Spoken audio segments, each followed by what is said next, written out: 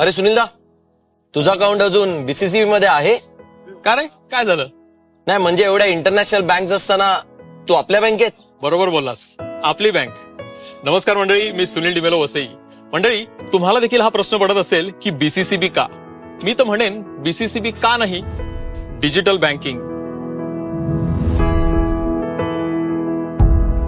NRI services, attractive interest rates, zero processing fees, अशा अनेक सुविधा आहेत. माझ्या बँकेत माझ्याकडे पर्सनल रिलेशनशिप ऑफिसर आहे. अरे, आपले सगळे एम्प्लॉईज आपले पर्सनल रिलेशनशिप मॅनेजर आहेत, आपली माणसं आहेत. बरोबर आहे. 107 वर्षांची उज्ज्वल परंपरा असलेली आपली हक्काची बँक असताना इतर कुठे जायची मला कधी गरजच वाटली नाही. बरोबर ना मंडळी? With BCCB's digital services, your bank is now on your fingertips. माझ्या हक्काची विश्वासाची Bassein Catholic cooperative bank.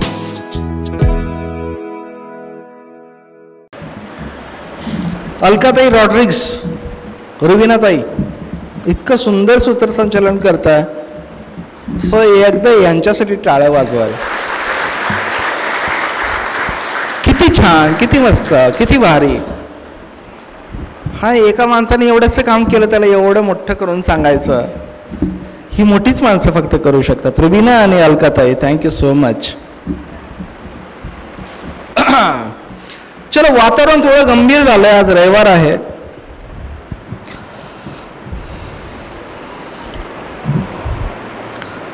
Love marriage आणि अरेंज मॅरेज मध्ये काय फरक असतो? हे ताई तू सांग, लव्ह मॅरेज आणि अरेंज मॅरेज मध्ये काय फरक असतो? अगं सांग की, उठ उठ ना, सांग. लव्ह मॅरेज आणि अरेंज मॅरेज मध्ये काय फरक असतो? काहीच फरक नाही. ओके सर, तुम्ही अनुभवी आहात, तुम्ही सांगा, लव्ह मॅरेज आणि अरेंज मॅरेज मध्ये काय फरक असतो? Sir, father. हा हो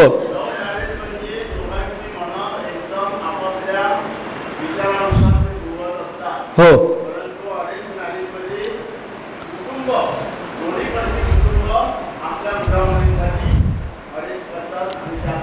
right sir. Father, thank you so much. हां, तर लव्ह मॅरेज आणि अरेंज मॅरेज मधला फरक फादर सरांनी सांगितला. ह्या पण ताई तुझं लग्न झालंय का? हां, मी 5-5, 6-6 वर्षाच्या पोरींच्या शाळेत जातो, त्यावेळी त्या पोरी मला लव्ह मॅरेज आणि अरेंज मॅरेज मधला फरक सांगतात. काय नाही हो, मी लव्ह मॅरेज आणि अरेंज मॅरेज मधला अलकाताई, रुबिनाताई फरक सांगतो. सिंपल. लव्ह मॅरेज म्हणजे काय?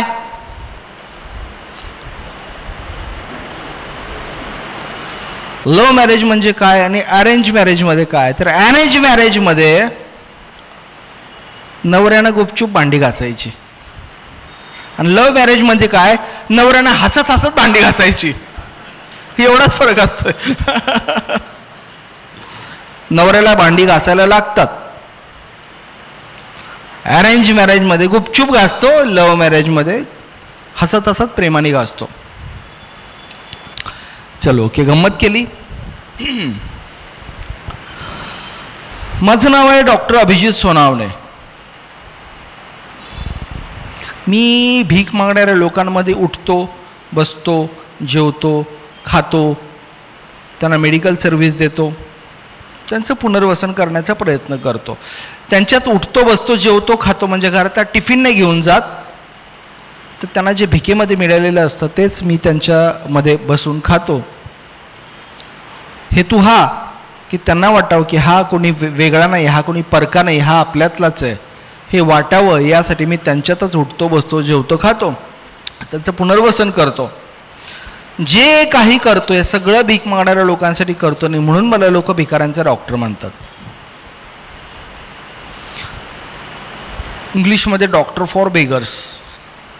ताईने आत्ताच सांगितलं, अलकाताईने आत्ताच सांगितलं, तुम्ही कुठेही बाहेर गेला तर तुम्हाला दाताचा डॉक्टर मिळेल, हाडाचा डॉक्टर मिळेल, हृदयाचा डॉक्टर मिळेल, याचा डॉक्टर मिळेल, त्याचा डॉक्टर मिळेल. परंतु जगामध्ये फक्त मी एकच भिकाऱ्यांचा डॉक्टर आहे. आणि मला या गोष्टीचा अत्यंत खूप खूप खूप अभिमान आहे. 100 तुम्हाला हाताचे आणि दाताचे आणि कानाचे आणि मानाचे डॉक्टर मिळतील, परंतु भिकाऱ्यांचा डॉक्टर फक्त एकच आहे. आणि पदवी मला फक्त समाजाने म्हणजे तुम्ही सगळ्यांनी दिली, आणि या पदवीचा मला खूप सार्थ अभिमान आहे. मी आता हे जे काही काम करतोय हे तुमच्या प्रबोधनाचं सुद्धा 10वं वर्ष आहे, माझ्या कामाचं सुद्धा 10वं वर्ष. म्हणजे खूप ना योगायोग आहे. ते आज योगायोग मी ते सांगणार आहे.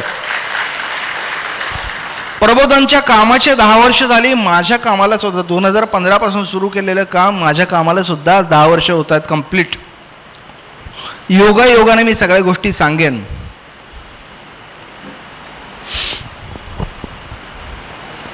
मी ना अत्यंत एका साध्या खेड्यातल्या गरीब कुटुंबातला मुलगा आहे. मला माझ्या बापानी कसं बसं करत शाळेत टाकलं. पुढे काय काय बऱ्याच गोष्टी झाल्या, पण ना मी एक अत्यंत एक नालायक नीच म्हणेल असा मी मुलगा होतो आणि आहे. 10वीत मुलं गेली अलकाताई, रुबिनाताई, 10वीत मुलं गेली प्रशांत सर, 10वीत मुलं गेली, 12वीत मुलं गेली. काय विचार करतात? मी डॉक्टर होईन, इंजिनियर होईन, वकील होईल, IT मध्ये जाईल, अमुक करेल, तमुक करेल, तमुक करेल, तमुक करेल. मी 10वीत गेलो त्यावेळी मला असं वाटायचं मी एखादा शार्प शूटर व्हावं. माझं स्वप्न होतं की मी शार्प शूटर व्हावं, लोकांना गोळ्या खाऊ घालाव्या.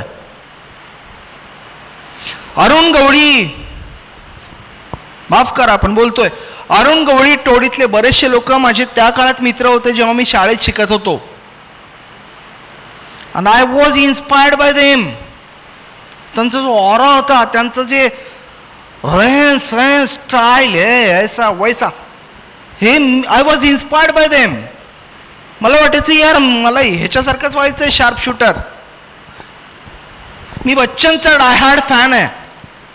आत्ताही आहे तेव्हाही होतो. आणि बच्चननी मला भेटायला पण बोललेलं होतं. बच्चन म्हणजे मी ना खेड्यातले, आमच्या ना काळात त्यावेळेला असे टॉकीज वगैरे असं काही नव्हतं. आमच्या काळात ना आमच्या खेड्यामध्ये ना तंबू असायचे, तर तंबूमध्ये पिक्चर असायचे. तर बच्चन अँग्री यंग मॅन. तर ना मला असं वाटायचं की मी असं चालत जाईन, टॉक टॉक टॉक, आणि मला बघून सगळे लोक घाबरतील, लोक सगळे दारं खिडक्या बंद करतील. अरे कोण आहे? आभेबाई आया, आभेबाई, सोन्याबाई. माझं नाव अभिजित, आडनाव सोनवणे. मला कॉलेजमध्ये कोणी आभ्या म्हणायचं, कोणी सोन्या म्हणायचे. अरे आभेबाई आया, अरे सोन्याबाई आया, असं म्हणून सगळे लोक घाबरतील. बायका माणसं सगळे दारं खिडक्या बंद करतील, असं माझं स्वप्न होतं. मला मला मला लोकांनी घाबरावं, माझी दहशत असावी, असं मला त्या काळात वाटत होतं. 5वीत, 7वीत, 8वीत, 9वीत हे माझं स्वप्न होतं त्या काळामध्ये ना. मी अशी शाळा असायची मागानी, असाच ग्राउंड असायचं. ग्राउंडमध्ये ना अशी प्रार्थना असायची, जनगणमन असायचं, सगळं असायचं. आणि आमचे टीचर, आमचे गुरुजी खेड्यातल्या शाळेमध्ये हातात छडी घ्यायचे आणि म्हणायचे, ए लाईनीत या रे, सगळ्यांनी लाईनीत उभे राहा, लाईनीत उभे राहा. मला काय लाईनीत उभा राहायची सवयच नाही. मी वाया गेलेलो नालायक कार्टक होतो. लाईन सोडून मी बाजूला उभं राहायचो असं. आणि गुरुजी म्हणे, सोनावण्या लाईनीत ये ना. मी गुरुजींना बच्चन स्टाईलने उत्तर द्यायचो. मी गुरुजीला आमच्या बच्चन स्टाईलने उत्तर द्यायचो, गुरुजी हम जहाँ पे खड़े होते लाइन वहीं से शुरू होती है. तुम्ही आत्ता टाळ्या वाजवल्या, पण गुरुजी आमचे बच्चन सुजवायचे दोन्ही.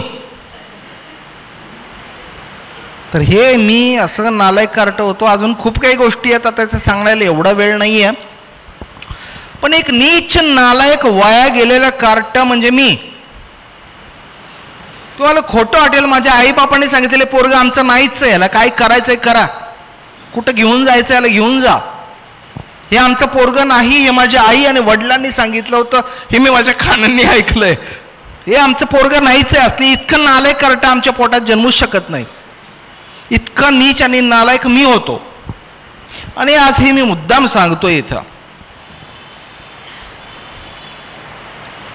तर हे असं ते सगळं 8वी 9वी 10वी 11वी, मी 10वी 2दा नापास आहे. मी 10वीला 2दा नापास आहे. 12वीला मात्र मला खूप छान मार्क पडले. मी 10वीत 2दा नापास आहे, पण 12वीला मला मात्र खूप छान मार्क पडले. That was 38%. मग आता 10वीला 2दा नापास होणाऱ्या माणसानं अजून काय 12वीला करायचं सांगा मला. 38 वाईट आहेत का? जे पोरग 10वीला नापास होते त्यानं 12वीला 38% पाडले, वाईट आहे का? नाही ना. 38% पास मार्क आहेत मला. मग मी डॉक्टर कसा झालो? इथपर्यंत कसा आलो? ह्या प्रबोधन प्रतिष्ठानपर्यंत कसा आलो? फादरच्या पायापर्यंत कसा आलो? तर ही ना त्या येशूची काहीतरी एक गेम होता. 38% पडलेत, पण ह्याला पुढे जाऊन भिकाऱ्यांचा डॉक्टर बनवायचंय. त्याच्यासाठी त्याला डिग्री पाहिजे. त्याच्यामुळे मला त्या येशू ख्रिस्ताने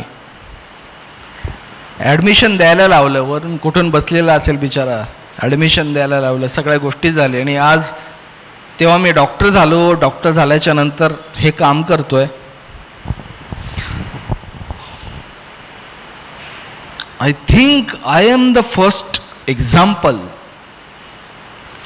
38% वाला मुलगा डॉक्टर होतोय म्हणजे तुम्ही सर्च करून बघा कुठं, तुम्हाला कुठेही मिळणार नाही की 38% वाला मुलगा कधीतरी डॉक्टर झालाय. पण मी झालो डॉक्टर, कारण ना मला हे काम करायला लावायचं होतं कोणाला तरी.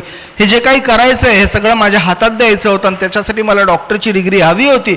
म्हणून कोणीतरी XYZ, त्या XYZला आपण येशू नाव देऊ, ते येशूनी मला डॉक्टर होण्यासाठी हेल्प केली असेल किंवा आय डोंट नो, मला माहीत नाही. तर ना मी हा 38% वाला मुलगा आई बापानी घराच्या बाहेर काढलेला, नालायक, समाजाने लाथ मारलेला असा मी तो.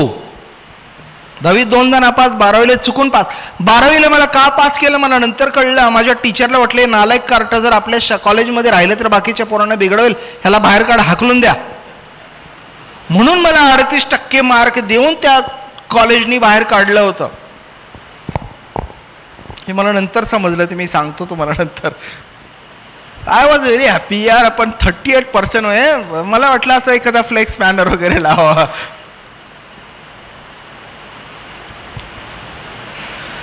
हे नालायक कार्ट आपल्या कॉलेजात नको. हे सालं कार्ट नालायक आपल्या कॉलेजातल्या पोरापोरीने बिघडवेल, याला जाऊ दे पटकन बाहेर. म्हणून मला हाकलून लावलेला 38% देऊन. आणि 38% असे दिले की याला कुठंच ॲडमिशन मिळू नये, ना BAला ना BComला ना कुठंच. पण थँकफुली मला मेडिकलला ॲडमिशन मिळालं. मला लोकांना गोळ्या घालायच्या होत्या. I was also angry young man. बच्चांसारखा मला पण अँग्री यंग मॅन व्हायचं होतं. मला ना अशी गळ्यामध्ये बुलेटची चेन टाकायची होती आणि बुलेटची चेन टाकून अशी ना दहशत निर्माण करायची होती. मी असं चालत फिरेन आणि लोक मला घाबरतील. त्या काळामध्ये सिंधुताई सपकाळ मला भेटली. तिनं मला पोटाशी धरलं. ती म्हटली, तू माझं बाळ आहे, तू माझं पोरग आहे. तिने मला जन्म नाही दिला, पण तिने मला कर्म दिलं. मी तिला सांगायचो, माई मला असे गळ्यात बुलेटची चेन टाकायची ना, मला असं वाटतं की लोकांनी मला घाबरावं, तू सांग. तर ती माई मला म्हटली, अरे बाळा, गळ्यात बुलेटची चेन टाकायला अक्कल नाही लागत, गळ्यात स्टेथोस्कोप टाकायला अक्कल लागते. गळ्यात स्टेथोस्कोप टाकायचा विचार कर. पुढच्या वाट्यामध्ये प्रकाश आमटे, बाबा आमटे, राणीताई बंग, अभय बंग वगैरे वगैरे. माझी लायकी, माझी पात्रता नसताना सुद्धा ही लोक मला भेटत गेली. कशी भेटली मला माहीत नाही, काय माझी पात्रता होती ती मला माहीत नाही, पण ही लोक मला भेटत गेली. गाडगे बाबा मला भेटले पुस्तकातून. फादर फ्रान्सिस डिफ्रेटो मला भेटले सकाळच्या त्यांच्या लेखमालेमधून. मी कान पकडतो. फादर साहेबांचा मला फोन आला होता कधीतरी, बेटा you are doing wonderful job, you are doing great thing, आणि फोन कट झाला. नंतर मला ट्रू कॉलरला बघितल्यानंतर कळलं कोण माणूस बोलत होता माझ्याशी, तर फादर फ्रान्सिस डिब्रेटो होते ना. आज मी इथं आलोय त्यांच्या, म्हणून मी आज इथं नतमस्तक झालो. त्यांनी सांगितलं नाही मला की मी फादर फ्रान्सिस डिब्रेटो बोलतोय. ही इतकी मोठी माणसं असतात, स्वतःच्या नाव आणि गावाशानं घेणं ना देणं. बेटा you are doing very nice thing, you are doing very great thing, I am proud of you. आणि फोन कट. मला असे 100 फोन येतात दिवसातनं.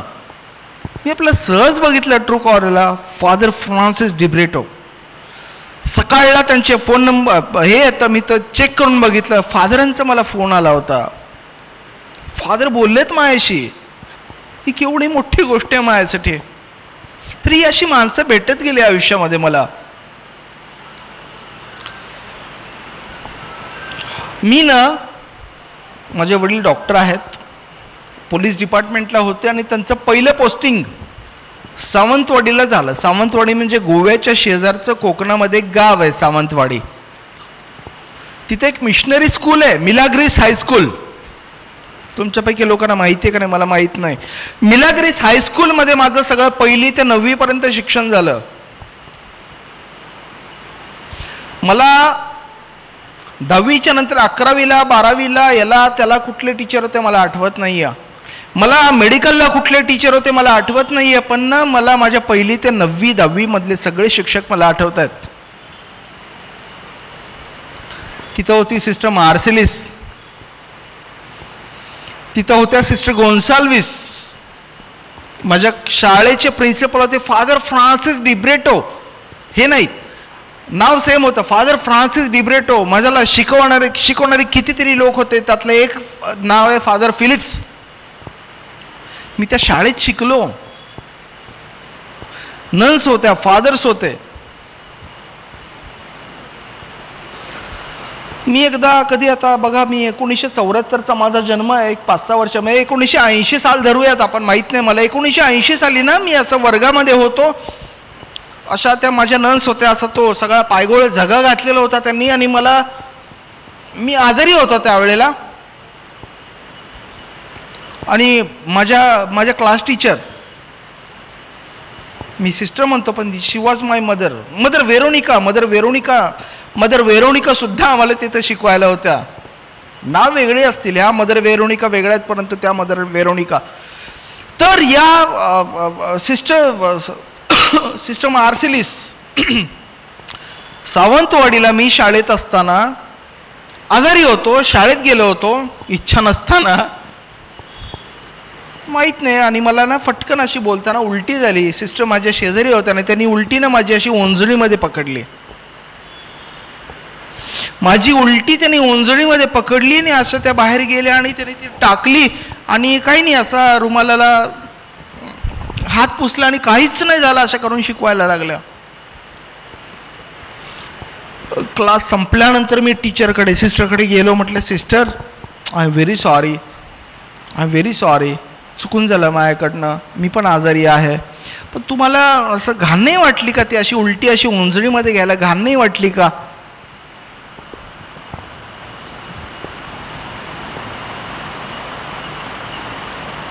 सिस्टर मार्सेलिसनी मला असं जवळ घेतलं, म्हटली हो come on my child, you are my son. एक ब्रह्मचारी बाई म्हणते you are my son. Oh come on child, you are my son. तिथं माझा जन्म झाला, एका ब्रह्मचारी बाईच्या पोटी. तिला घाण वाटलीच नाही. तिने असं जवळ घेतलं, oh come on my dear, you are my son, you are my child. Mother तेरेसाला मी बघितलं नाही, माझी तेवढी अवकात नाही, माझी तेवढी पात्रता नाही. पण जी माझी सिस्टर मार्सेलिस होती, मला तिच्यामध्ये मदर तेरेसा दिसली. आमचे फादर होते याच नावाने, फादर फ्रान्सिस डिब्रेटो. फादर फ्रान्सिस माझ्या शाळेचे मिलाग्रिस हायस्कूलचे प्रिन्सिपॉल होते. आणि वॉज खूप कडक माणूस होता. डी म्हणजे डिसिप्लिन. असंच बसायचं, असंच उठायचं, असंच चालायचं, असंच करायचं, असंच.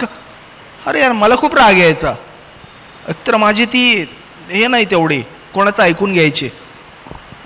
हे फादरला वेळ लागलं यार, बच्चा यार, बच्चे की जान लेगा क्या. Father Francis discipline discipline. यार किती असते डिसिप्लिन. असंच बस, असंच कर, असंच उठ, असंच उठ. मला खूप राग यायचा त्या माणसाचा. फादर फ्रान्सिसचा खूप राग यायचा मला. अरे माणूस का कोण आहे यार तू. मध्ये जेवणाची सुट्टी व्हायची, रिसेस. आम्ही खायचो आणि आम्ही बघायचो यार फादर आपला डबा घेतो ना कुठेतरी बाहेर जातो शाळेच्या. हा फादर फ्रान्सिस कुठेतरी शाळेच्या बाहेर जातो. एकदा, दोनदा, तीनदा, चारदा, 10दा बघितलं मी.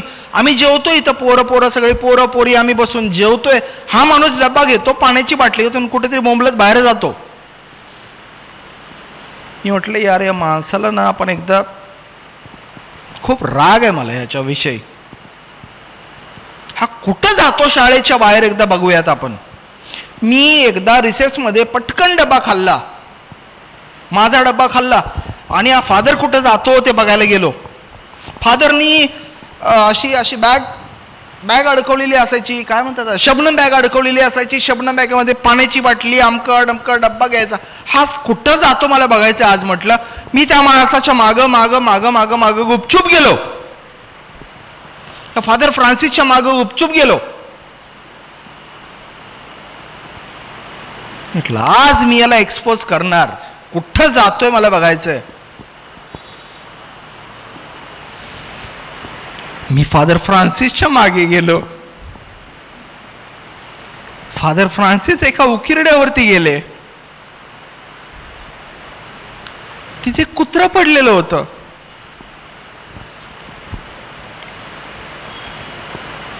कुत्र्याच्या पायाला जखम झाली होती.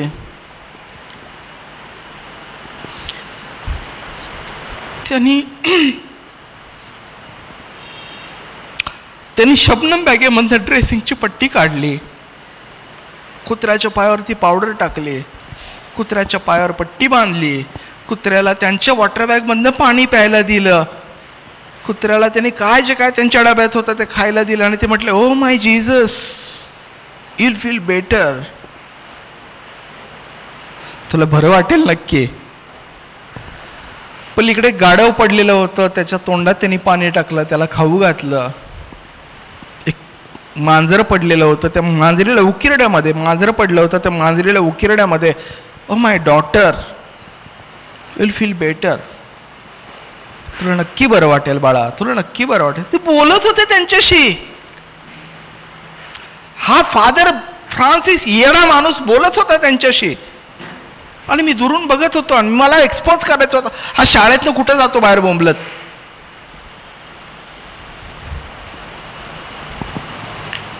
हा फादर जायचा त्या कुत्र्याला खाऊ घालायला. कुत्र्याला माय सन माय जीसस म्हणायचं, मांजरीला माय डॉक्टर म्हणायचं.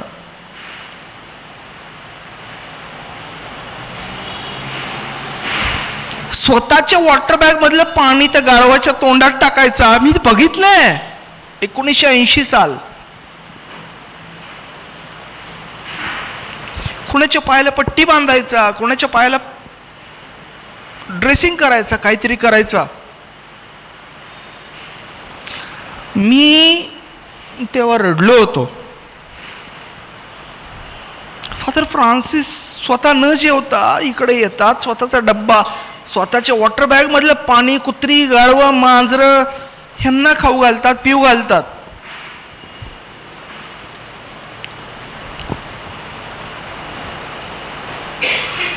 मी फादरच्या समोर गेलो. मला आठवतंय अजूनही, मी फादरच्या समोर गेलो, मी त्यांच्या पाया पडलो.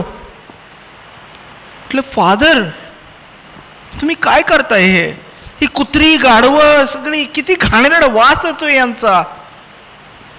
मी लहान होतो त्यावेळी 7, 8, 10 वर्षाचा असेल. फादर हे किती घाणेरडी लोक आहेत, घाणेरडी कुत्री, मांजरं, गाढवं, किती घाण वास येतो याच्या जखमेमधून. तुम्ही कसं करता हे सगळं?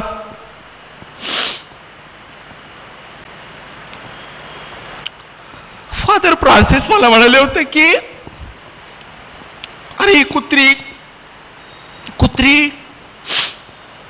कुत्री गाढवं मांजरं नाहीयेत. They are gods. And they are testing us whether you are human being. ही कुत्री गाढवं मांजरं नाहीयेत, ही देवाचं रूप घेऊन आलेत, येशूचं रूप घेऊन आलेत आणि ते टेस्ट करतात. तू माणूस आहेस का?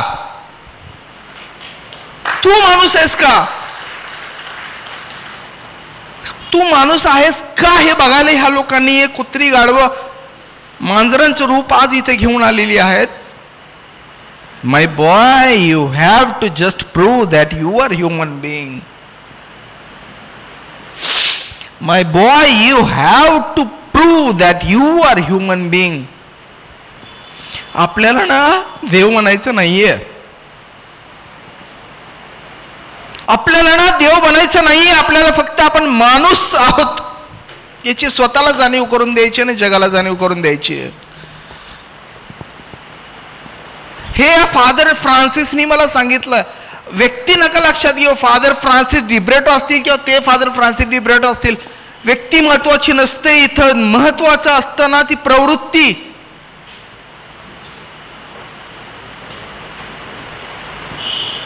माणसं लाख होतील, व्यक्ती लाख होतील, प्रवृत्ती खूप महत्वाची असते. प्रवृत्ती. हे फ्रान्सिस डिब्रेटो असतील किंवा ते माझ्या त्यावेळेला भेटलेले फ्रान्सिस डिब्रेटो असतील, मी त्याच्या पाया पडलो, मी रडलो माझ्या डोळ्यात. आत्ताही पाणी माझ्या डोळ्यात, तेव्हाही पाणी होतं. मी त्याला म्हटलं, फादर तुम्ही किती घाण काम करताय हे. ते म्हटले, नाही रे बाळा, ते देव आहेत. पण देव परीक्षा घेते की तू माणूस आहेस का.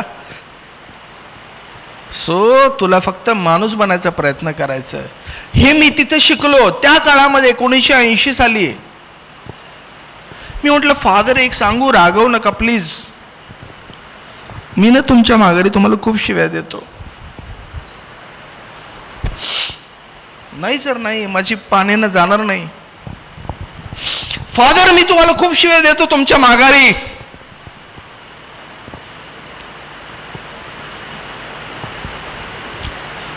फादरने असाच पायघोळ जगा घातला होता. परत मला त्याने असं जवळ घेतलं आणि म्हणाले, thank you my child, you have confessed.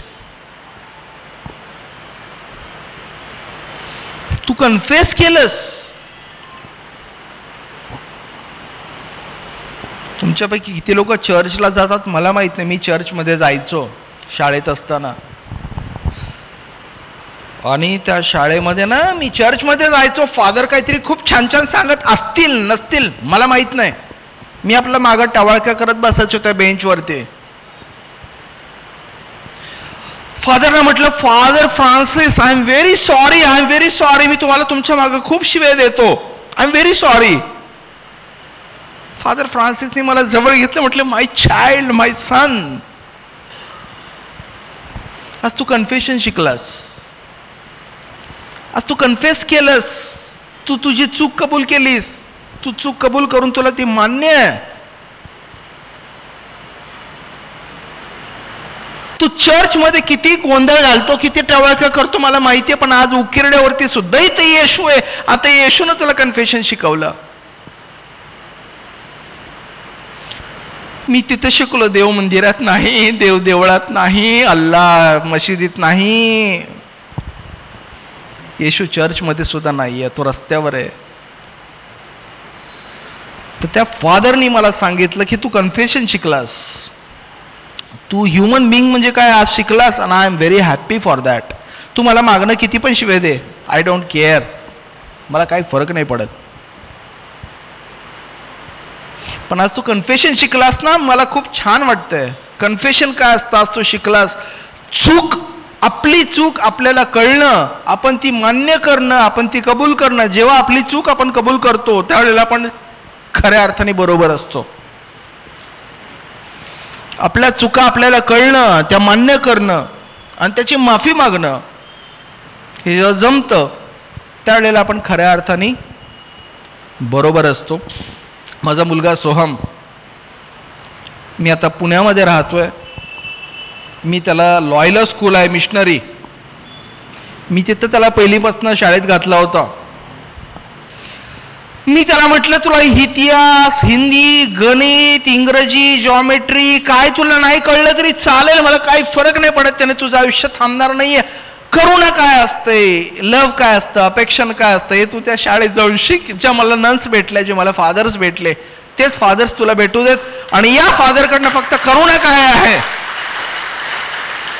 माया काय आहे, लव काय, अफेक्शन काय आहे, दया काय, क्षमा काय, शांती म्हणजे काय, एवढं शिकून मग तू 10वी नापास झाला तरी चालशील. लॉयला मधनं माझा मुलगा शिकला, त्याच नन्स, तेच फादर्स,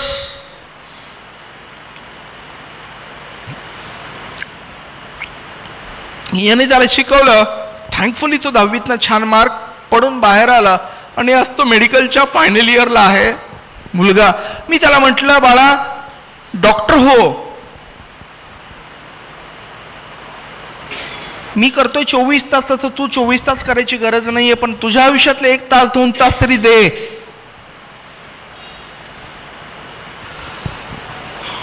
नॉट नेसेसरी भीक मागणाऱ्या लोकांसाठी, पण जे अंडर प्रिव्हिलेज्ड लोक आहेत त्या लोकांसाठी तू काहीतरी कर जेव्हा डॉक्टर होशील त्यावेळेला, असं मी त्याला सांगितलं. पुढच्या तुमच्या सर्वांच्या ब्लेसिंगमुळे तो पण डॉक्टर होईल, आता यावर्षी डॉक्टर होईल तो, आणि आणखीन एक भिकाऱ्यांचा डॉक्टर तयार होईल. मला माझ्या या कामामध्ये नॅशनल, इंटरनॅशनल, लोकल 2,500 अवॉर्ड्स आहेत.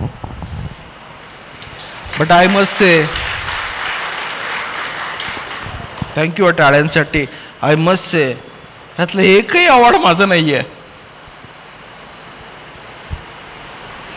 ज्या ब्रह्मचारी बाईने, मार्सेलिस सिस्टरनी मला यू आर माय चाइल्ड म्हणत मला जवळ घेतलेले हे अवॉर्ड सगळे तिचे आहेत.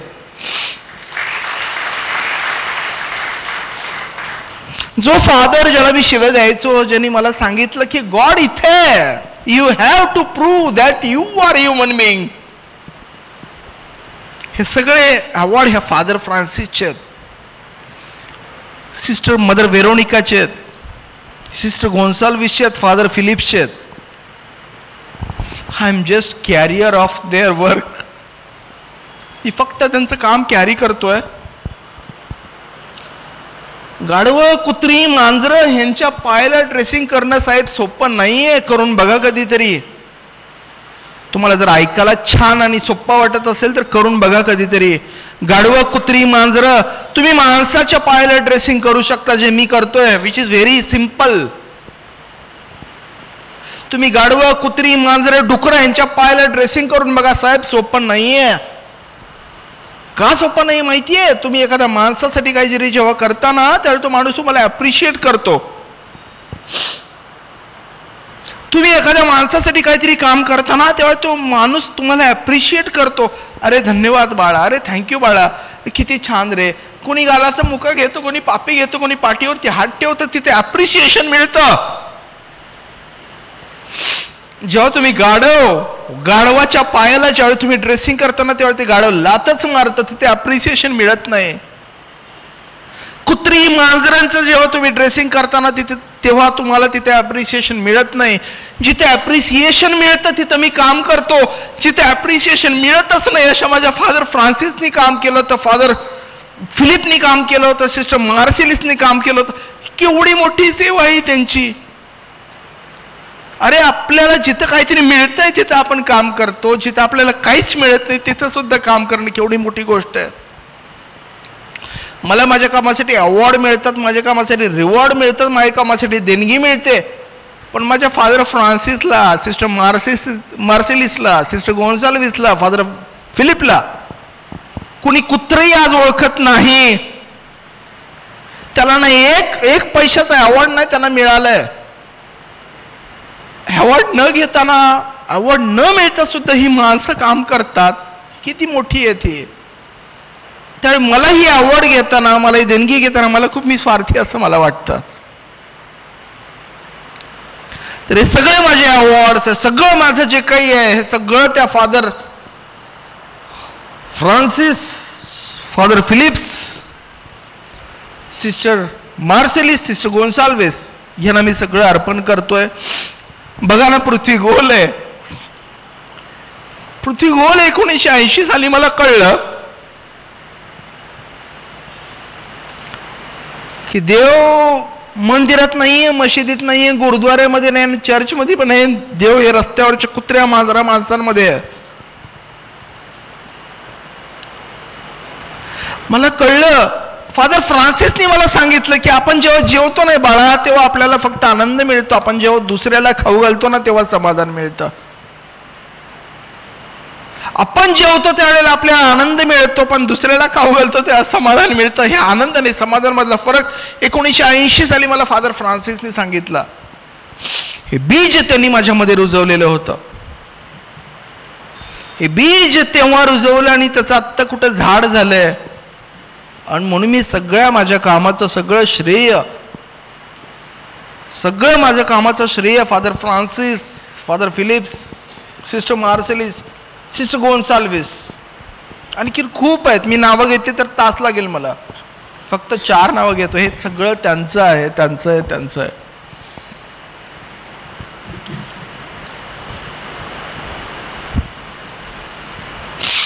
So thank you. पृथ्वी गोल आहे. मगाशी मी म्हणत होतो, आज परत मला फादर फ्रान्सिसकडे तुम्ही घेऊन आलात. प्रशांत रॉड्रिक्स सर कुठे आहात? मागं बसलाय माणूस बघा.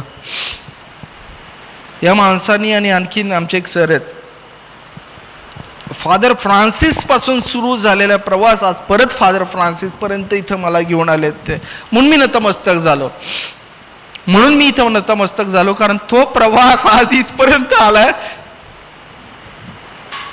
त्या फादर फ्रान्सिसने जे पाहिलं ते मी आज या फादर फ्रान्सिसला आज समर्पित करतोय. So thank you so much.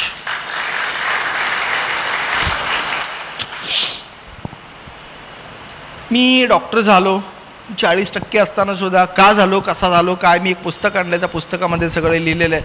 मला एक आजोबा भेटले होते भीक मागणारे. माझ्या आयुष्यात अशा काही गोष्टी घडल्या आहेत, अशा काही गोष्टी आहेत, अशा काही घटना आहेत की ते पिक्चर स्टाईल आहेत आणि त्या अशा काही आहेत की लोकांना खोट्या वाटतील इतक्या खऱ्या आहेत. लोकांना खोट्या वाटतील तितक्या खऱ्या आहेत. मी जेव्हा माझ्या पायात घालायला चप्पल नव्हती, पॅन्ट नव्हती, पॅन्टीला बक्कल नव्हतं, शर्ट सोडायचो असा त्या काळामध्ये, डॉक्टरची डिग्री असताना सुद्धा मी जेव्हा फिरायचो त्यावेळेला मला एका भीक मागणाऱ्या आजोबांनी मदत केली होती. शारीरिक, आर्थिक आणि मानसिक. त्यांना जे त्यावेळेला भिकेमध्ये मिळायचं त्यावेळेला मला ते खायला द्यायचे, मला शर्ट द्यायचे, मला पॅन्ट द्यायचे. आणि सगळ्यात महत्त्वाची ही मदत जी होती यांची ही मला सगळी वैचारिक मदत होती. ते मला म्हणायचे, बाळा माणसाचं आयुष्य किती असतं? मी म्हणायचं माणसाचं आयुष्य किती असतं? 70, 80, 90 वर्ष असतं. तर ते म्हणायचे, नाही रे बाळा, माणसाचं आयुष्य फक्त 3 पानांचं असतं. माणसाचं आयुष्य फक्त 3 पानाचं असतं. पहिल्या पानावर जन्म लिहिलाय, 3ऱ्या पानावर मृत्यू लिहिलाय, मधलं एकच पान म्हणजे आपलं आयुष्य असतं. मग ते मधलं एक पान म्हणजे तरी काय असतं? तर काही माणसं असतात रात्रभर स्वतःचा विचार करत जागे असतात. माझं कसं होईल, माझ्या बायकोचं कसं होईल, 1 BHK, 2 BHK कधी होईल, 2 BHK आहे, 3 BHK कधी येईल, छोटी गाडी आहे, मोठी कधी होईल, मोठी गाडी आहे, अजून मोठी कधी होईल. रात्रभर स्वतःचा विचार करत जागे असतात. पण काही माणसं असतात, फादर फ्रान्सिस रिब्रेटो सारखी, आमच्या बाबा आमटेंसारखी, सिंधुताई सपकाळसारखी काही माणसं असतात जी रात्रभर जागतात आणि विचार करतात की यार यांचं कसं होईल, हिचं कसं होईल, यांचं कसं होईल, यांचं कसं होईल आणि यांचं कसं होईल. तर जी माणसं रात्रभर स्वतःचा विचार करत जागे असतात त्यांच्या जागण्याला म्हणायचं जागरण. पण जी माणसं दुसऱ्यांचा विचार करत रात्रभर जागी असतात त्यांच्या जागण्याला म्हणायचं जागृती. या जागण्यापासून त्या जागृतीकडचा प्रवास म्हणजे तेवढंच आपलं आयुष्य. तुम्ही किती जगला, 80 का 90 का 100 वर्ष, नो व्हॅल्यू. तुम्ही किती जागरण केलं आणि किती जागृती केली, एवढं तुम्ही जेवढी जागृती केली, तुम्ही जेवढे जागृत झाला तेवढं तुमचं आयुष्य आहे. मला ते बाबा विचारायचे, भीक मागणारा आजोबा, माझ्या पुस्तकात सगळे लिहिले आहे. भीक मागणारा आजोबा मला म्हणायचा, अरे बाळा मला एक सांग, पर्सनॅलिटी म्हणजे काय. मला ते भीक मागणारे आजोबा मला म्हणायचे, बाळा मला एक सांग पर्सनॅलिटी म्हणजे काय. मी म्हणायचं पर्सनॅलिटी म्हणजे काय, ही माझी चप्पल स्लीपर, त्या काळात मी तेच घालायचो, ही माझी स्लीपर, ही माझी पॅन्ट, हे माझं हुक नसलेले चड्डी पॅन्ट, हे सोडलेलं शर्ट, हे माझे विस्कटलेले केस, हा मी असा काळा सावळा, दिस इज माय पर्सनॅलिटी. ते म्हणायचे right, this is your personality. आजोबा, जे भीक मागणारे आजोबा मला त्या काळात भेटले होते, त्यांचे कर्नाटकामध्ये 3 5 स्टार हॉटेल होते आणि त्यांच्या मुलांनी, बाळांनी, त्यांच्या सुनांनी, नातवंडांनी त्यांना घराच्या बाहेर काढून हाकलून दिलं होतं आणि म्हणूनच ते भीक मागत होते. तुमचा विश्वास बसणार नाही, ही वॉज मिलेनियर. तो माणूस मला भेटला. मी म्हटलं ना की माझ्या आयुष्यात अशा घटना घडल्यात की ज्या खोट्या वाटतील इतक्या खऱ्या आहेत. तर तो मिलेनियर माणूस मला भेटला होता आणि मी त्याला म्हटलं, बाबा मला पैसे कमवायचा मार्ग सांगा. तर त्या बाबांनी मला पैसे कमवायचा मार्ग कधीच नाही सांगितला, परंतु माणूस होण्याचा मार्ग मला सांगितला. त्यातलं हे एक, माणसाचं आयुष्य किती असतं म्हटलं, 70 80 90 वर्ष. ते म्हणे नाही, माणसाचं आयुष्य फक्त 3 पानांचं असतं. पहिल्या पानावर जन्म लिहिल्या, तिसऱ्या पानावर मृत्यू लिहिल्या, मधलं एकच पान म्हणजे आपलं आयुष्य. जागरणापासून ते जागृतीपर्यंत आपलं फक्त आयुष्य. मला काही कळायचं नाही. मला ते म्हणायचे, बाळा पर्सनॅलिटी म्हणजे काय. मी म्हणायचं पर्सनॅलिटी म्हणजे ही माझी स्लीपर, फाटकी स्लीपर म्हणजे संडासात आपण घालतो ना, संडासच्या बाहेर ठेवलेली असते, ज्याला इथनं बाहेर टाच नसते, ती स्लीपर घालून मी डॉक्टर म्हणून जायचो लोकांच्या घरामध्ये. हां, पुढचा काट असतो, मागं टाच नसते त्या स्लीपरला. ती स्लीपर घालून मी डॉक्टर म्हणून जायचो गळ्यात, स्टेथोस्कोप अडकवून. लोक हाकलून, यार तू कुठं डॉक्टर आहे का, असला डॉक्टर असतो का कुठं, स्लीपर घातली, ते पॅन्ट कुठं, तो शर्ट कुठं, ते केस कुठं, केवढं काळं पोरगं आहे यार, हे डॉक्टर असतो का असा. आपण ना सगळे ना लोकांना जज करतो कपड्यांमध्ये. डॉक्टर म्हणजे असाच असेल, इंजिनियर म्हणजे असाच असेल, वकील म्हणजे असाच असेल. असं नसतंय रे, असं नसतंय. पायात माझ्या स्लीपर संडासचीच होती, त्याला ना इथं ना काठ नव्हता, त्याला मला खालनं किती काटेट होतं, पण मी डॉक्टरच होतो ना, माझ्याकडे डिग्री होती. एनिवे, मला त्या आजोबांनी विचारलं, बाळा पर्सनॅलिटी म्हणजे काय. मी म्हणायचं पर्सनॅलिटी म्हणजे बाबा ही माझी चप्पल, ही माझी स्लीपर, ही माझी चड्डी, ही माझी पॅन्ट, ह्याला नाही हुक ना काही ना काय ना काय. हा, मी हुक नाही म्हणून दिसू नये, इथं मी लावलेलं असायचं. असं तर तुमच्या बायकांच्या ह्याच्यात बांगडीमध्ये पिना असतात ना, ते पिना मी इथं लावलेल्या असायच्या आणि ते पिना दिसू नये म्हणून मी सोडलेला असा शर्ट असायचा. बाबा ही माझी पर्सनॅलिटी आहे. हे मी असा काळा सावळा नालायक जो काही दिसतोय बावळट विचित्र माणूस तो मी आहे, ही माझी पर्सनॅलिटी आहे. ते म्हणायचे right, this is your personality. Then what is the character. बाबा मला कॅरेक्टरचं स्पेलिंग पण येत नाही. तू जे सांगितलंस की तू आत्ता जो आहेस त्याला म्हणतात कॅरेक्टर, तू बरोबर सांगितलंस, पण मग तू जे सांगितलंस ह्याला म्हणतात पर्सनॅलिटी, पण कॅरेक्टर म्हणजे काय नाही माहिती बाबा. मला कॅरेक्टरचं स्पेलिंग पण मला येत नाही, तुम्ही सांगा ना बाबा मला. त्या बाबांनी मला कॅरेक्टर आणि पर्सनॅलिटीमध्ये फरक सांगितला. तुम्ही सगळे माऊली खूप मोठे आहात माझ्यापेक्षा, परंतु पर्सनॅलिटी आणि कॅरेक्टर मधला फरक जरी ह्याच्या आधी तुम्हाला माहिती असेल तर मला सांगा, आणि नसेल माहिती तर इतर हृदयामध्ये जपून ठेवा. पर्सनॅलिटीचा मला त्यांनी सांगितला अर्थ, जेव्हा सगळं जग तुझ्याकडे बघत असतं, जेव्हा सगळं जग तुझ्याकडे बघत असतं त्यावेळेला तू जे काही वागतोस, बोलतोस, करतोस, दिसतोस त्याला म्हणायचं पर्सनॅलिटी. जेव्हा सगळं जग तुझ्याकडे बघत असतं त्यावेळेला तू जे काही वागतोस, बोलतोस, करतोस त्याला म्हणायचं पर्सनॅलिटी. परंतु ज्या वेळेला कुणीच तुझ्याकडे बघत नसतं त्यावेळेला तू जे काही बोलतोस, वागतोस, करतोस त्याला म्हणायचं कॅरेक्टर.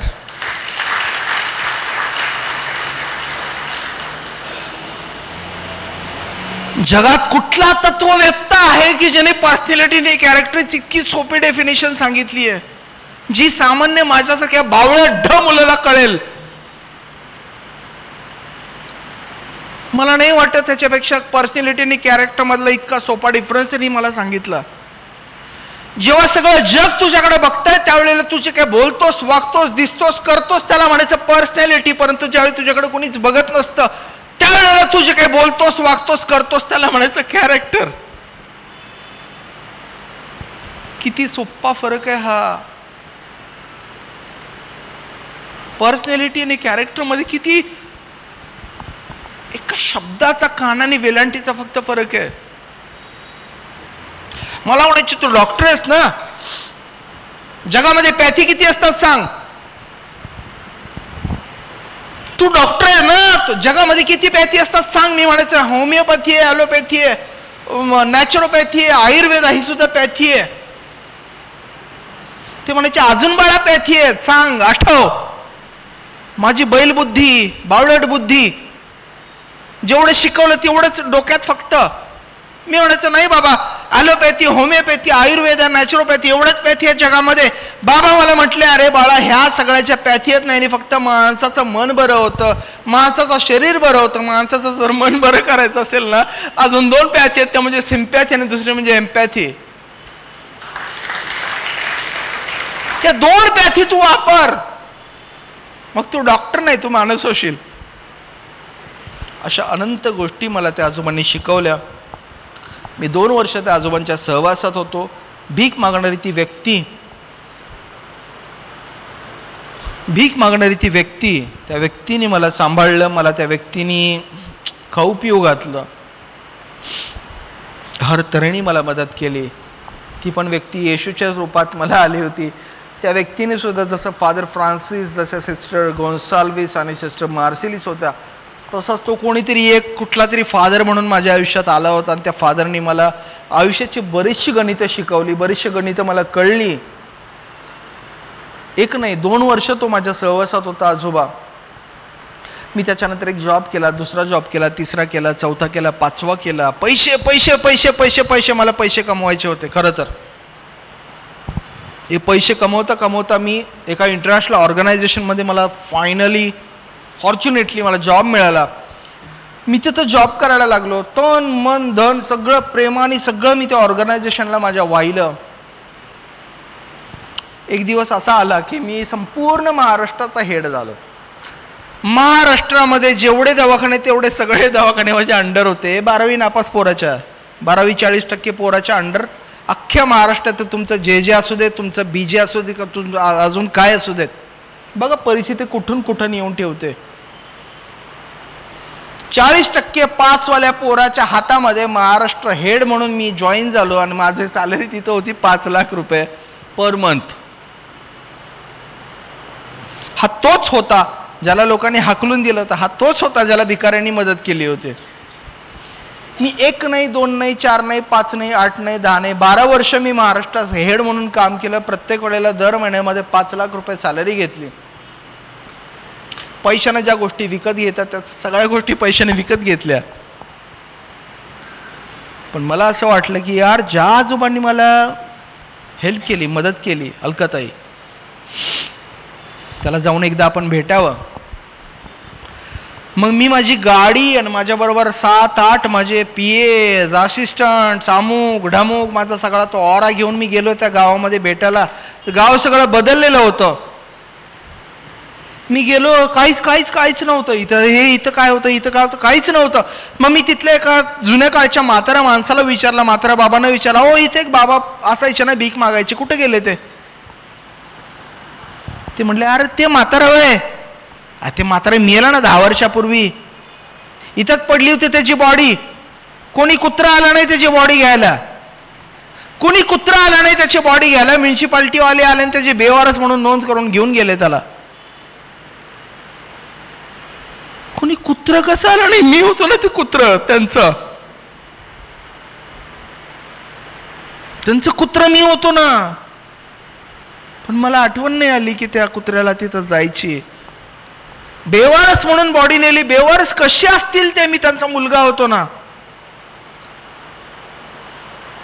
ज्या माणसाने मला उचलून खांद्यावर बसवलं त्या माणसाला मी जाताना शेवटपर्यंत खांदा नाही देऊ शकला, ही बोच माझ्या मनामध्ये लागली. हे साल होतं 2014. मी माझ्या बायकोचं नाव डॉक्टर मनीषाला मी बोललो, अगं म्हटलं आपल्याला त्या आजोबांनी मदत केली होती, आपल्याला त्या आजोबांना खांदा नाही देता आला, आपल्याला त्या आजोबांना श्रद्धांजली नाही देता आली, काय करू, कसं करू, काय करायचं. ते तर आता बाबा गेले. माझ्या बायकोने एकदा, दोनदा, तीनदा, चारदा, पाचदा ऐकलं आणि ती म्हटली अरे ते गेले तर गेलेत, त्यांच्यासारखे अजून 100 जण आहेत, त्यांच्यासाठी काहीतरी आपण करू, त्यांच्यासाठी आपण काहीतरी करू, म्हणजे ऑटोमॅटिकली त्या आजोबांना श्रद्धांजली मिळेल. पूर्ण विचार केला मी आणि मनीषानी, आणि त्याच्यानंतर मी 15 ऑगस्ट 2015 साली जॉब सोडला, आणि जॉब सोडून पूर्णपणे मी रस्त्यावरती आत्ता काम करतोय. अगदी सुरुवातीला जे काही मी सांगितलं, मी भीक मागणाऱ्या लोकांमध्ये उठतो, बसतो, जेवतो, खातो. मी डब्बा घेऊन जात नाही, त्यांना जे भीकेमध्ये मिळतं ते बसून खातो, त्यांना वैद्यकीय सेवा देतो, हे सगळं काही करतोय. आणि म्हणून मला लोक भिकाऱ्यांचा डॉक्टर असं म्हणतात. आणि ताईंनी म्हटलं त्याच्याप्रमाणे जगामध्ये दाताचा, कानाचा, हाताचा सगळ्या प्रकारचे डॉक्टर आहेत, परंतु भिकाऱ्यांचा डॉक्टर हा एकच आहे. आणि त्याचा जन्म झाला 2015 साली. 2015 सालापासून मी भिकाऱ्यांचा डॉक्टर किंवा डॉक्टर फॉर बेगर्स म्हणून काम करतोय. माझी बायको डॉक्टर मनीषा सोनावणे. लग्न झालं म्हणून मी तिला बायको म्हणतो.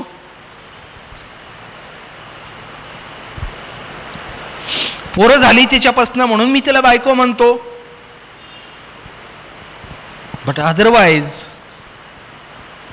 ती माझी आई आहे.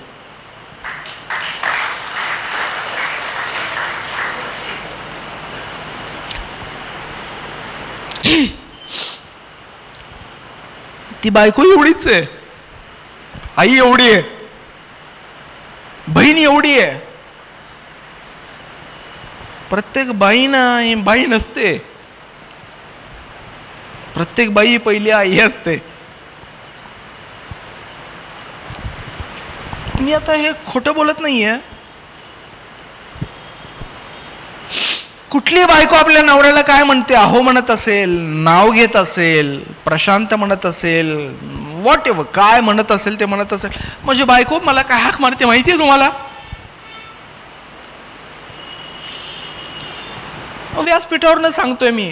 कुठली बाई आपल्या नवऱ्याला काय हाक मारते, सोनू, मोनू, चिन्नू, काय व्हॉट एव्हर, किंवा हो म्हणत असेल किंवा त्याचं नाव घेत असेल. माझी बायको मला पप्पा म्हणते, माझी बायको मला पप्पा म्हणते. त्यावेळी मला जाणीव होते की ही पोरगी, तिच्या बापाची पोरगी मी घरात आणली आहे आणि मला तिला पोरीसारखं सांभाळायचं आहे.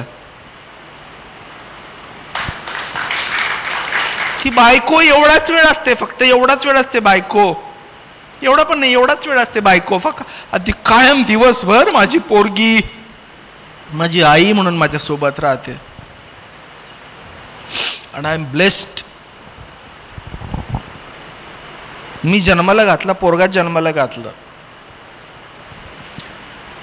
पोरगी मला नाही आहे, पण माझ्या बायकोच्या रूपाने मला पोरगी मिळाली. मला आई आहे, जन्म देणारी आई आहे, आणि दुसरी माझी बायको आहे, कर्म देणारी आई आहे. तर हे सगळं काम जे काही आहे, मी मुद्दाम इथं बोललो, ती बिचारी नाही आहे. मी सगळे अवॉर्ड घ्यायला जातो.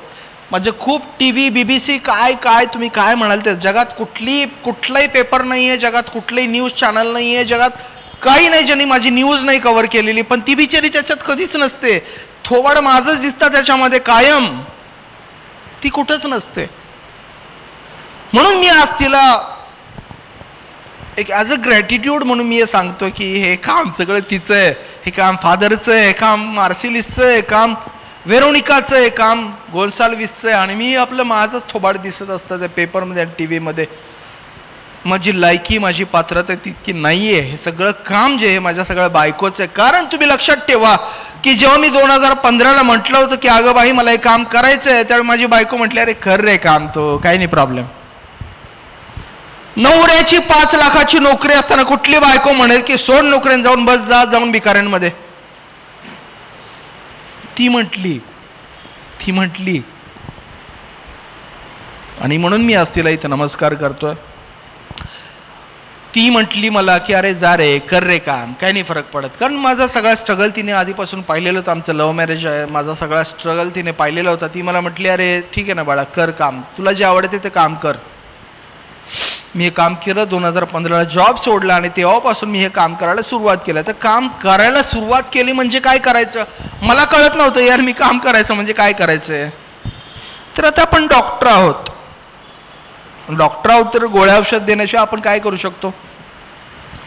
ओके चला, मग आता भिकाऱ्याने शोधायचं कुठं. मी भिकारी शब्द वापरत नाही, तुम्हाला कळवून बोललो आत्ता. मी भिकारी हा शब्द वापरत नाही, मी भिक्षेकरी किंवा याचक हा शब्द वापरतो. तर त्यावेळेला मलाही माहीत नव्हतं. म्हटलं आता या भिकाऱ्याने शोधायचं कुठं आपण. आणि त्यावेळेला माझ्या लक्षात आलं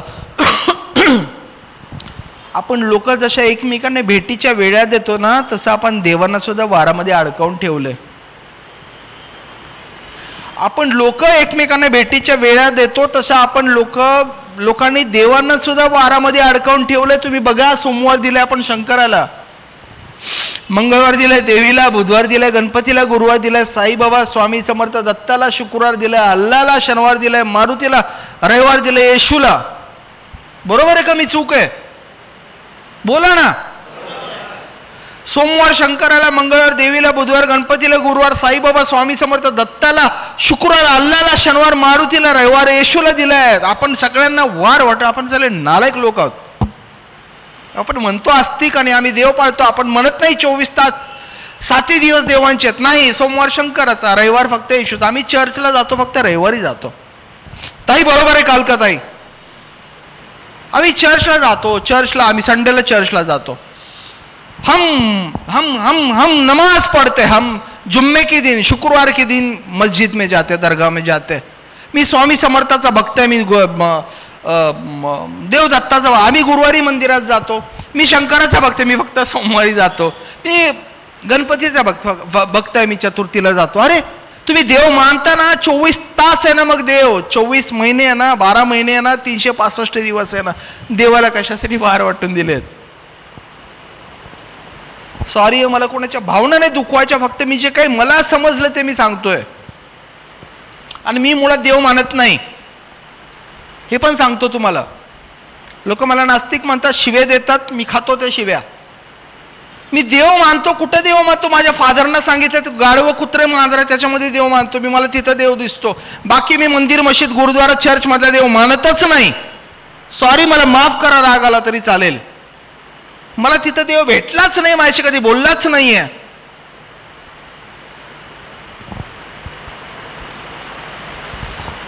मग मला ही लोक जर भेटायची असतील तर मी काय करतो. सोमवारी मी शंकराच्या मंदिराच्या बाहेर जातो, मंगळवारी देवीच्या मंदिराच्या बाहेर जातो, बुधवारी गणपतीच्या, गुरुवारी साईबाबा स्वामी समर्थ दत्ताच्या, शुक्रवारी सगळ्या दर्गाने मशिदीच्या बाहेर जातो, शनिवारी सगळे हनुमान आणि मारुतीच्या मंदिर आणि शनीच्या मंदिराच्या बाहेर जातो. मी तुमच्या रविवारी मी सगळे चर्चच करतो. कुठलं तुमचं चर्च सांगा मला. सेंट अँथनी चर्च आहे, सेंट वेरोनिका चर्च आहे, सेंट हे सेंट ते सेंट ते सेंट. सगळी रविवारी मी सगळी चर्चेस करतो. आणि चर्चच्या बाहेरनं लोक भीक मागतात. मी त्यांच्यात असतो. ज्या दिवशी ज्या देवाचा वार असतो त्या दिवशी तिथं भक्तांची गर्दी जास्त असते. जिथं भक्तांची गर्दी जास्त असते बाहेर भीक मागणाऱ्या लोकांची गर्दी जास्त असते. सोमवारी शंकराच्या मंदिराच्या आतमध्ये गर्दी असते, मंगळवारी देवीच्या मंदिराच्या आत गर्दी असते, गुरुवारी स्वामी समर्थ गुरुदेव दत्ताच्या मंदिराच्या बाहेर गर्दी असते. आज रविवार आहे, रविवारी चर्च आणि गुरुद्वाराच्या बाहेर गर्दी असते. शनिवारी शनी मारुतीच्या मंदिराच्या बाहेर गर्दी असते. ज्या दिवशी ज्या देवाचा वार असतो तिथे आतमध्ये भक्तांची गर्दी जास्त असते. जिथे भक्तांची गर्दी जास्त असते बाहेर भीक मागणाऱ्या लोकांची सुद्धा गर्दी जास्त असते. का? लोकांना वाटतं की यार देव बघतोय मला, येशू बघतोय मला. जर मी आता 2 रुपये 5 रुपये 10 रुपये याला जर दिले, येशू माझ्या अकाउंटला काहीतरी पुण्य टाकेल. मला भावना नाही दुखवायच्या, पण मी वस्तुस्थिती सांगतोय. मी नमाज पढ़ून येतो. मी नमाज पढ़ून आल्यानंतर मला असं वाटतं की यार अल्लाह देख रहा है मेरे को. ए देख रहा है ना भाई, ये देख मैं 10 रुपये इसको दे रहा हूँ. देख लिया? अच्छा ओके. मेरे खाते में पुण्य जमा हो गया. अरे इतकं पुण्य असते 5 आणि 10 रुपये स्वस्त.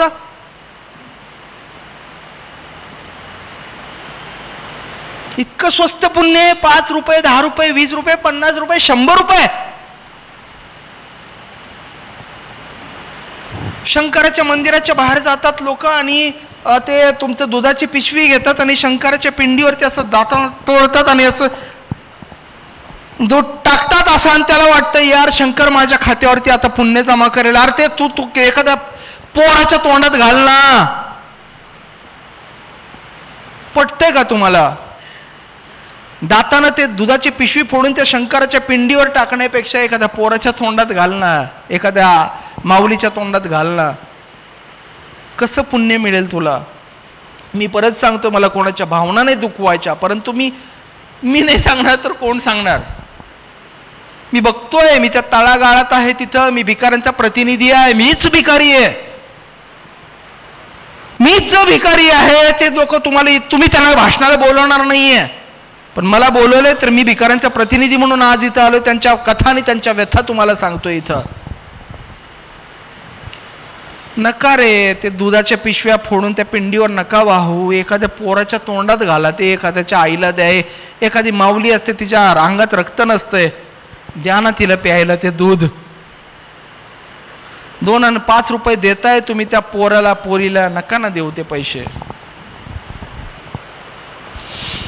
तर ज्या दिवशी ज्या देवाचा वार असतो तिथं भक्तांची गर्दी जास्त असते. जिथं भक्तांची गर्दी जास्त असते तिथं बाहेर भीक मागणाऱ्या लोकांची गर्दी जास्त असते. त्याचं कारण भक्तांना असं वाटतं की मी देवाच्या समोर काहीतरी दान पुण्य केलं तर मला माझ्या अकाउंटला पुण्य मिळेल.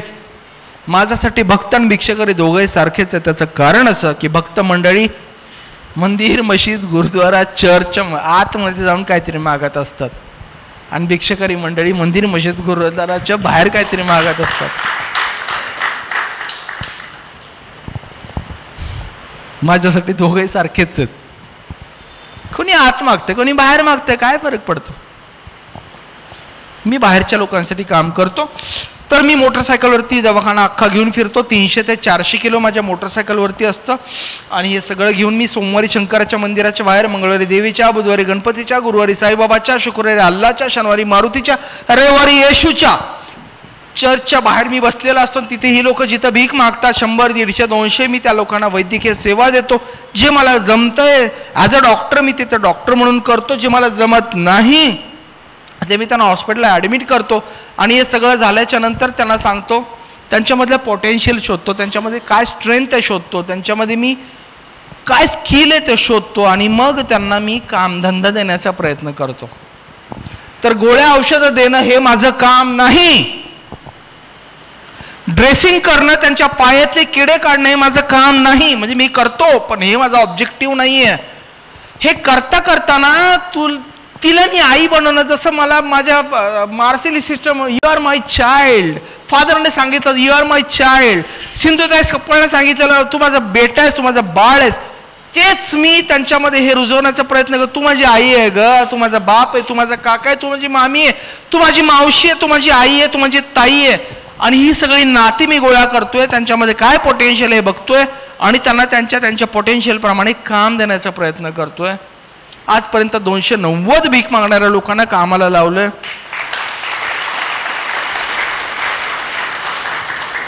कुणी बूट पॉलिश करतंय, कुणी कटिंग करतंय रस्त्यावरती, कुणी तुमचे देवाचे, येशूचे, गणपती, अजून कुठले देवाचे पोस्टर विकतंय, कुणी चप्पल विकतंय, कुणी काय विकतंय, कुणी काय विकतंय. पुण्याला कधी आला तर शनिवारवाडा आहे, शनिवारवाड्याच्या एका भिंतीला लागून जे काही लाईनीत बसलेले सगळे लोक जर तुम्हाला दिसले कधी तर ते सगळे आपले लोक आहेत. ते कधीतरी भीक मागायचे नाही, आत्ता ते कधीतरी काम करायला सुरुवात केली आहे. या पुण्याला आल्यानंतर माझं काही 4 भिंतीच्या आतमधलं काम नाही. आमचं असं काही, माझ्याकडे 4 भिंती नाही आहे सुद्धा, आम्ही असं आतमध्ये लोकांना बसवलं आणि आम्ही तिथं कामाला असं काही नाही आहे. शनिवारवाड्याला या. जर कुठले तुम्हाला अंध अपंग लोक दिसले आणि त्यांच्या पुढे जर वजन काटा दिसला आणि वजन काट्यावर लोक येतात आणि वजन करतात, त्यांना पैसे देतात, ते सगळे आपले लोक आहेत. तुम्हाला वजन करायची गरज नसेल परंतु त्यांच्याकडनं वजन करून घ्या. सिग्नलला बरेचसे लोक, कोणी पेन विकते, कोणी काय विकते, सगळी आपली लोक आहेत. तुम्हाला पेनाची गरज नसेल, तुमच्याकडे 1000 रुपयाचं पेन असेल पण त्यांच्याकडनं 5 रुपयाचं एक पेन विकत घ्या. तुम्हाला 5 रुपयाची पेनाची गरज नाही आहे पण त्यांना 5 रुपयाची खूप मोठी गरज आहे. सिग्नलला जी माणसं जी पेन विकतात, काहीतरी विकतात, ही सगळी आपली माणसं आहेत. त्यांच्याकडनं वस्तू विकत घ्या. भीक नका देऊ, भीक नका देऊ. त्यांनी काही वस्तू विकत असतील तर त्या वस्तू विकत घ्या. तर मेडिकल सर्व्हिसेस देता देता त्यांच्याबरोबर खाता खाता पिता पिता त्यांच्याशी एक छान रिलेशनशिप तयार करून त्यांच्यामधलं पोटेन्शियल, त्यांच्यामधलं स्ट्रेंथ, त्यांच्यामधले विकनेस शोधतोय आणि त्यांना कामाधंद्याला लावतोय. 290 लोकांना आजपर्यंत ह्याच्यातून बाहेर काढले. आणि they are not living as a beggars but they are living as a entrepreneurs. ते भिकारी म्हणून नाही, गावकरी म्हणून जगतात. या व्यतिरिक्त छोटी छोटी जी पोरं आहेत, भीक मागतायत. तुमच्या मुंबईत, वसईत, विरारमध्ये खूप आहेत. मुंबईला खूप आहेत, प्रॉपर मुंबईत. आमच्या पुण्यात सुद्धा खूप आहेत. ही पोरांना ताई कधी शाळेत जात नाही. त्याचं कारण असं की पोरांना भीक जास्त मिळते. भीक जास्त म्हणजे किती मिळते? On an average per day 1000 रुपये भीक मिळते. 1000 रुपये म्हणजे किती झाले सर? माझं गणित कच्चं आहे. रोज 1000 म्हणजे महिन्याचे किती रुपये झाले? किती किती सांगा की? 30,000 रुपये झाली एका पोराला भीक. मी जर भीक मागतोय, मला 4 पोरं आहेत, मी 4 पोरांना बाहेर भीक मागायला पाठवलं तर मला महिन्याचे किती रुपये मिळणार आहेत ताई? माझं गणित कच्चं आहे, तुम्ही सांगा. 1,20,000 रुपये जर मला पोरं कमवून देत असतील तर मी येणार आहे का शाळेत घालायला त्यांना?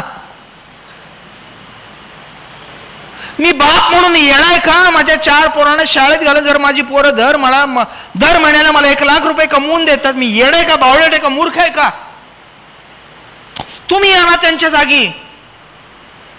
तुम्हाला जर तुमची पोरं आता छोटी छोटी पोरं 1,00,000 1,50,000 रुपयाचं जर कमवून देत असतील, तुम्ही त्यांना शाळेत घालाल का सर? खरं सांगा आतल्या मनाने. नाही घालणार आपण सुद्धा. वस्तुस्थिती ही आहे, आपली पोरं आत्ता आपल्याला कमवून काय देत नाहीत, पण त्यांनी भविष्यात कमवावं म्हणून आपण आत्ता त्यांना शाळेत टाकतोय. खरंय का खोटं आहे सांगा? अंतर्मनाला विचारून सांगा मला. आज आपली पोरं कमवत नाहीत, पण उद्या 10, 15, 20 वर्षानंतर आपल्या पोरांनी 1,00,000, 1,50,000, 2,00,000 रुपये कमवावे या भावनेने आपण आत्ता त्यांना शाळेत टाकतोय. जर माझी पोरं, जर आत्ता भीक मागणारी पोरं मला जर आत्ता 1,00,000, 1,50,000 रुपये कमवून देत असतील, मी बावळट आहे काय त्यांना शाळेत टाकायला? अंतस्थ विचार करून बघा. आपली पोरं एवढे पैसे आपल्याला आज कमवून देत नाहीत. आपल्या पोरांनी जर 1,00,000, 1,50,000, 2,00,000 रुपये जर आपल्याला आत्तापासून कमवून द्यायला सुरुवात केली तर आपण सुद्धा त्यांना शाळेत टाकणार नाही. हे मी स्वतःवरनं सांगतो. तुम्ही विचार करा घरी गेल्यानंतर. तुम्ही आत्ता हो म्हणाल, नाही म्हणाल, वॉट एव्हर, तुम्ही विचार करा. तर ही भीक मागणारी पोरं शाळेत जात नाही तरी सुद्धा जी काही त्यांची आणि माझी जी काही रिलेशनशिप झालेली आहे, या रिलेशनशिपचा वापर करून आपण 52 मुलांना दत्तक घेतले. 52 मुलांना आपण एज्युकेशन देतोय. 52 हा आकडा आता तुम्हाला ऐकायला कानाला छोटा वाटेल. 52 हा आकडा, यार काय 52 काय विशेष आहे त्यात? तुम्हाला आत्ता कळेल की 52 पोरं तिथनं काढणं, पालकांकडनं घेणं, त्यांना शाळेत टाकणं. 52 कोंबड्या, त्या सोन्याच्या कोंबड्या त्यांच्या पालकांसाठी. या सोन्याच्या कोंबड्या त्यांच्याकडनं घ्यायच्या आणि मी शाळेत टाकायच्या. आणि जोर जबरदस्ती नाही, प्रेमाने, सर घ्या, सर घ्या, सर आमचं बाळ घ्या, सर आमची कोंबडी घ्या, इतक्या प्रेमाने त्या कोंबड्या घ्यायच्या आणि त्यांना शाळेत जाऊन टाकायचं. अशा 52 कोंबड्या आपण घेतलेल्या आहेत. 52 पोरं आपण घेतलेले आहेत. 52 पोरांना आपण शिक्षण देतोय. त्यातला एक मुलगा आत्ता माझा मुंबईमध्ये PSI होईल. मी इथं बोलतोय, त्याचं अख्खं खानदान भवानी पेठ, तुम्हाला माहिती असेल पुण्याची तर, भवानी पेठ, भवानी माता मंदिर, काय म्हणतात त्याला, लाकडाला काय म्हणतात? सॉरी माझं इंग्लिश कच्चं आहे. लाकडाला काय म्हणतात ताई? ते तुमचे वखार हां, ओके, हां, वॉट एव्हर. भवानी पेठेमध्ये ना ते एक आहे, सगळ्या लाकडाच्या वखारी. तिथं भवानी माता मंदिर आहे. तिथं भवानी माता मंदिरच्या शेजारी याचे आई वडील, आजी आजोबा, काका काकू, मामा मामी सगळे लोक भीक मागतात. पण हा पोरगा आत्ता PSI होईल. हा जर पोरगा PSI झाला, इथनं पुढच्या पिढ्या कधी भीक मागतील का?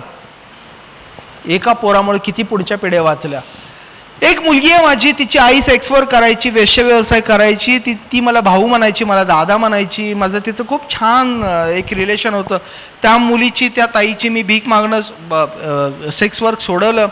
तिला पुण्यामध्ये एक मेडिकल कॉलेज आहे, तिथं मेडिकल कॉलेजमध्ये माझी ओळख होती. तिला आपण तिथं आया मावशी म्हणून लावलेले. सेक्स वर्कमध्ये जेवढे पैसे मिळतात त्याच्या तिप्पट पैसे तिला तिथे मिळतात. शी इज हॅपी. तिची पोरगी, तिच्या पोरीला मी दत्तक घेते आणि तिची पोरगी आता MBA 3rd इयर करते. जर ही पोरगी MBA झाली 3rd इयर, आत्ता पुढच्या वर्षी पास होईल ती, जर ही पोरगी MBA झाली तर ती तिच्या पुढच्या पिढीने भीक मागू देईल का? एक पोरगा आमचा कॉम्प्युटर सायन्स करतोय, बाकीचे सगळे चिल्ली पिल्ले 2री 3री 4थी 5वी असे, पण ह्या 4 माझ्या सक्सेस स्टोरी आहेत. एक पोरगा आहे 9वीत आहे, ते मला सारखं म्हणतं, सर मला बी डॉक्टर व्हायचं आहे. कसं डॉक्टर व्हायचं? कुठे जायचं? कुठल्या कॉलेजात जायचं? कसं जायचं? किती मार्क पडतात? काय सारखं विचारतं. मी त्याला म्हटलं, बाळा तुला कशासाठी डॉक्टर व्हायचंय? तुला कशासाठी डॉक्टर व्हायचंय? आता तो कशासाठी डॉक्टर व्हायचं म्हटलं, मला असं वाटलं की मी डॉक्टर होईन, घर घेईन, गाडी घेईन, बंगला घेईन, हेच म्हणेल ना, असं मला वाटलं होतं. त्याला म्हटलं, इथे बस, इथं तुला कशासाठी डॉक्टर व्हायचंय? 9वीत आहे आत्ता. मला म्हणतो सारखा, मला डॉक्टर व्हायचंय, हे व्हायचंय, हे व्हायचंय, हे व्हायचंय, आणि मला डॉक्टरच व्हायचंय. म्हटलं मला माहिती होतं आता ही एवढी गरीब पोर आहेत, डॉक्टर झाल्यानंतर डॉक्टरचा लाईफ म्हणजे घर, गाडी, बंगला वगैरे वगैरे. त्याला म्हटलं बस इथं, सांग मला तुला कशासाठी डॉक्टर व्हायचंय? ते पोरगं रडलं. ते म्हटलं, सर तुम्ही मेल्यावर मी भिकाऱ्यांचे डॉक्टर होणार आहे.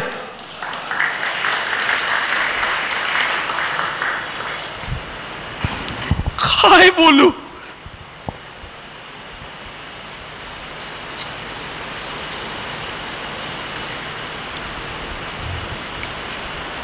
काय बोलू? ह्याच्यापेक्षा मला राष्ट्रपती पदक सुद्धा नकोय.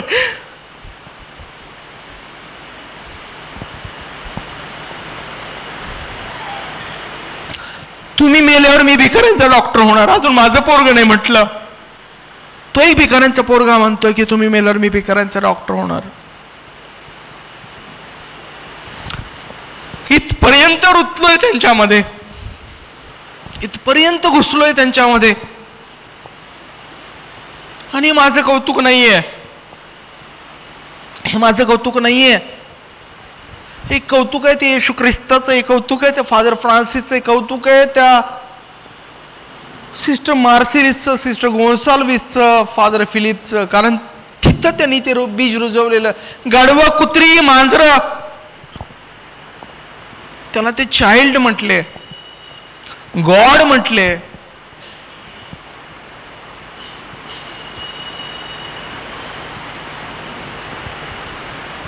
मी फक्त इथं घेऊन फिरलो आणि ते आत्ता आत्ता झाड लागलंय, आत्ता आत्ता त्याचं झाड लागलंय आणि आत्ता आत्ता त्याला फळं येत आहेत. मी आधी पण म्हटलं की I am not the pioneer, I am just a carrier of father Francis Dibrito. I am just a carrier of their work. मी फक्त त्यांचं वर्क कॅरी करत आलोय. रस्त्यात तुम्ही बघत असाल कितीतरी माणसं फुटपाथवरती पडलेली असतात. तुमच्या वसई विरारला नाही, पण तुम्ही कुठल्याही तुमच्या Dadar, Churchgate, whatever जे काही आहे त्या सगळ्या कुठल्याही तुम्ही रेल्वे स्टेशनला जर गेला तर तिथल्या फुटपाथवर पडलेली माणसं असतात. त्यांनी कुत्रं सुद्धा त्यांना खात नाही, कुत्रं सुद्धा त्यांना खात नाही. ती अशीच माणसं जगतात कशासाठी आणि मरतात कधी ना तुम्हाला कळत, ना मला कळत, ना गव्हर्नमेंटला कळत.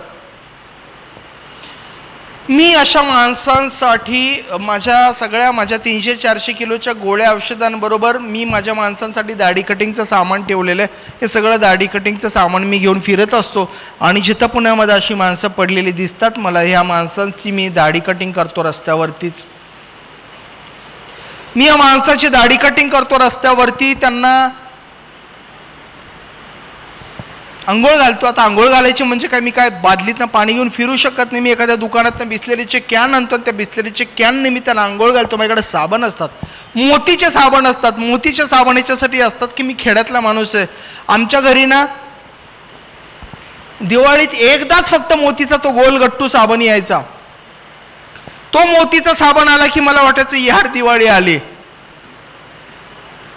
आयुष्यात पुन्हा कधी, वर्षातनं पुन्हा कधीही आमच्या घरात मोतीचा साबण यायचा नाही, तर मी सगळे मोतीचे साबण घेऊन मी आत्ता फिरत असतो. आणि मला जेव्हाही माणसं भेटतात त्यावेळी मी त्यांच्या रस्त्यात बाजूला नेऊन कुठेतरी कपडे काढतो, दाढी कटिंग करतो, आंघोळ घालतो त्यांना बिस्लरीचे कॅननी. दाढी कटिंगचं सगळं सामान माझ्याबरोबर असतं.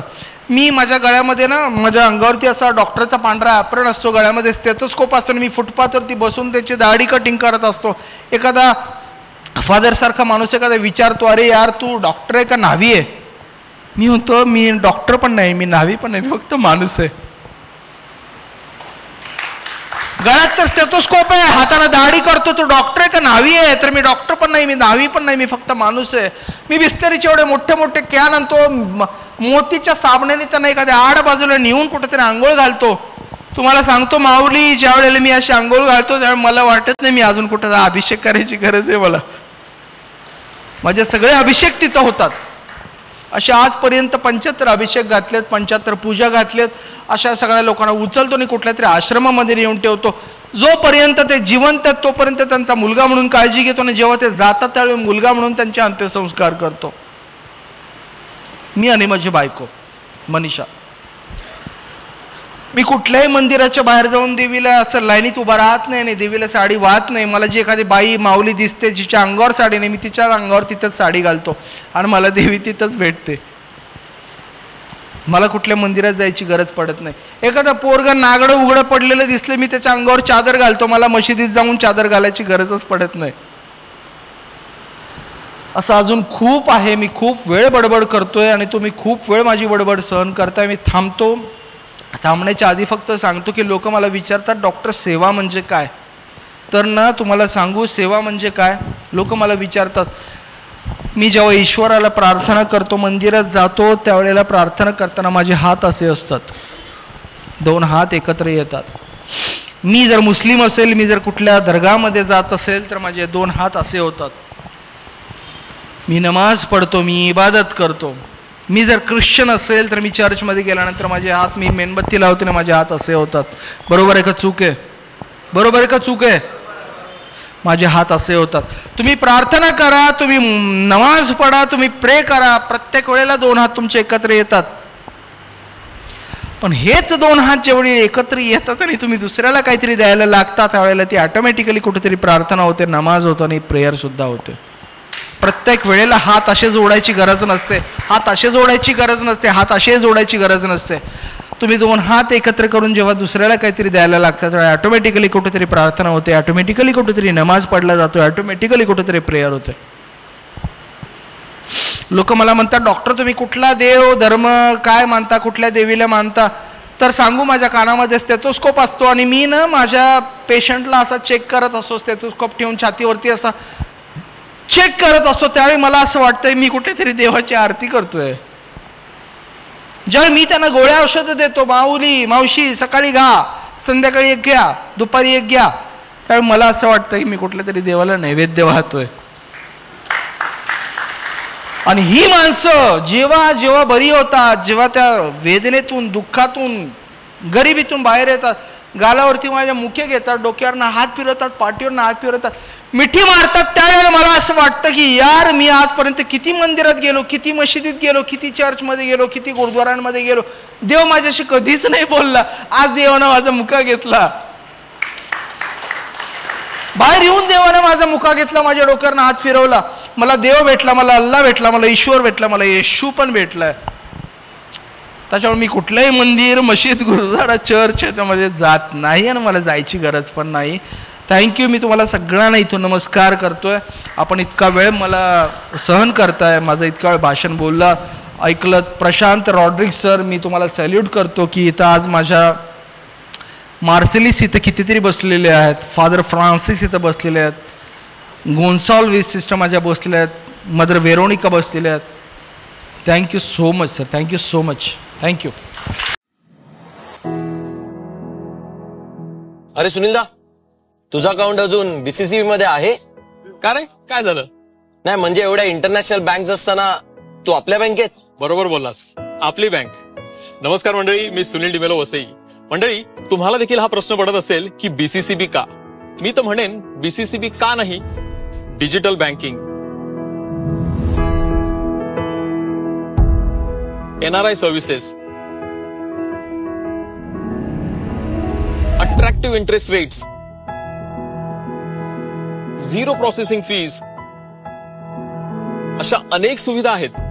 माझ्या बँकेत माझ्याकडे पर्सनल रिलेशनशिप ऑफिसर आहे. अरे, आपले सगळे एम्प्लॉईज आपले पर्सनल रिलेशनशिप मॅनेजर आहेत, आपली माणसं आहेत. बरोबर आहे.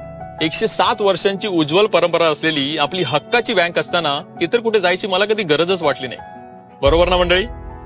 With BCCB's digital services, your bank is now on your fingertips. माझ्या हक्काची विश्वासाची बसिन कॅथलिक कोऑपरेटिव्ह बँक.